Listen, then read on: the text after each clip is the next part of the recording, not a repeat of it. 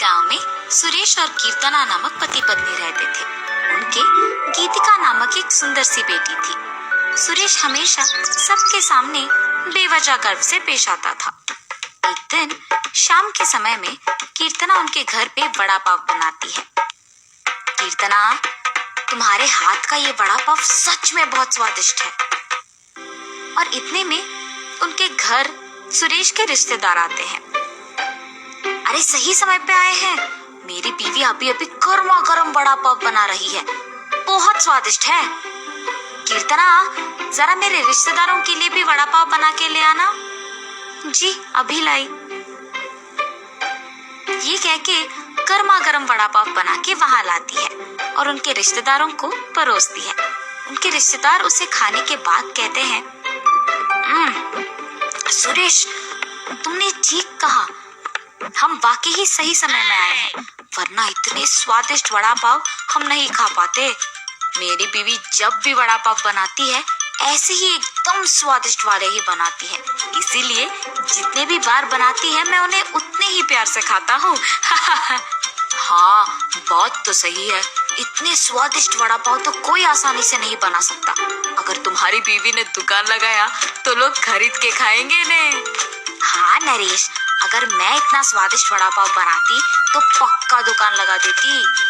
अगर मैं अपनी बीवी के साथ एक वड़ा पाव का दुकान शुरू करूंगा तो सभी वही आके खाएंगे और उन्हीं स्वादिष्ट वड़ा पाव के बारे में सारा गांव बात करेगा। ये एक अच्छा सोच है। ऐसे ही उसके रिश्तेदारों के जाने के बाद भी उसी विचार के बारे में सोचते रहता है। तब कीर्तना को नजर आता है कि उसके पति किसी सोच में पड़े हैं। उनके पास जाकर कहती है, क्या हुआ जी, किस चीज के बारे में इतना सोच रहे हैं आप? कीर्तना, तुमने तो सुना है ना कि मेरे रिश्तेदारों ने क्या कहा, हम हमारे घर के सामने ही एक वड़ा पाव का दुकान लगाएंगे। तब मेरे रिश्तेदारों के ही तरह इस गांव के सारे लोग उसी के बारे में बात करेंगे। ठीक है, आपके विचार के अनुसार ही हम वड़ा पाव बना के बेचेंगे, लेकिन आपको अब से ऐसे बेवजह गर्व की बातें करना बंद करना पड़ेगा। अगर आप इसी बात को मानकर अपने बर्ताव को बदलने का वचन देंगे तो ही हम ये व्यापार शुरू करेंगे। हाँ, अब अगर मैं अपनी बीवी की बातों को नहीं मानूंगा तो वो शायद व्यापार शुरू करने के लिए नहीं मानेगी और मेरे ख्यालों के अनुसार कुछ नहीं होगा। ठीक है कीर्तना, तुम्हारी इच्छा के ही अनुसार मैं अपना बर्ताव बदलूंगा।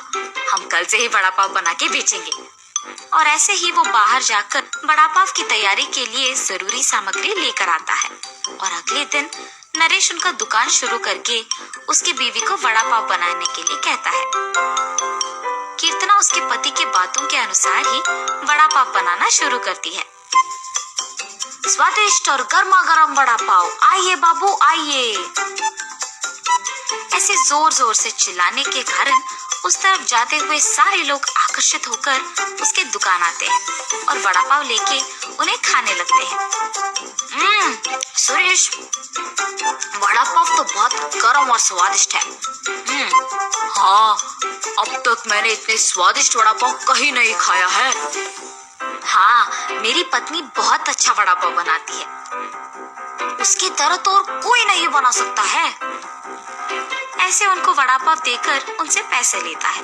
उस रात को जब बैठ के वो आए हुए पैसों की गिनती करने लगते हैं तो कीर्तना कहती है, अरे वाह, पहले ही दिन हमें लाभ आया है जी। निवेश के पैसों से ज्यादा पैसे तो हमने कमाया है।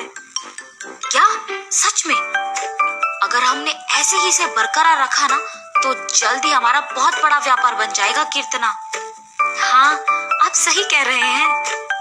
पहले ही दिन उतने पैसे देख पति पत्नी दोनों खुश होते हैं।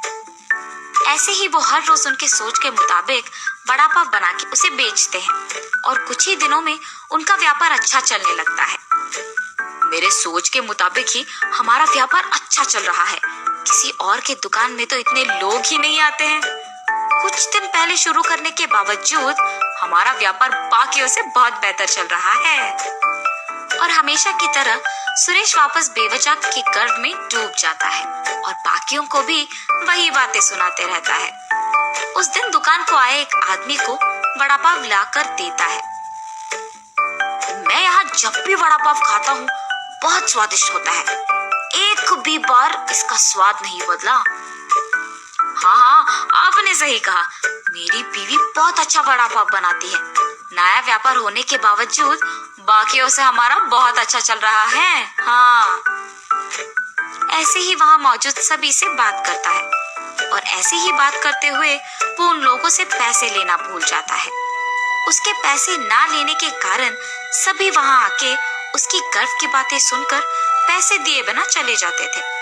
कुछ दिन बाद सबको जब सुरेश की कमजोरी का पता लग गया तो वो वड़ा पाव मंगा के उसे खा के पैसे देने के लिए उसके पास जाकर वड़ा पाव के बारे में बात करना शुरू करते थे। सुरेश उनकी बातों में पड़ के गर्व की बातें करता था और उनसे पैसे लेना भूल जाता था और कुछ देर बाद वो लोग वहां से पैसे दिए बिना चले जाते थे। सुरेश के इस बर्ताव के कारण उनके व्यापार में नुकसान होता है और अचानक उनके सपने टूट जाने पर पति पत्नी दोनों बहुत निराश होते हैं। कीर्तना, मुझे माफ करो, इस सब का कारण मैं हूँ। मेरे इस झूठे गर्व के कारण ही सबको मेरी कमजोरी का पता लग गया और उन्होंने उसका फायदा उठाया। इसीलिए हमें अब नुकसान भुगतना पड़ रहा है। ऐसे कह के बहुत दुखी होता है।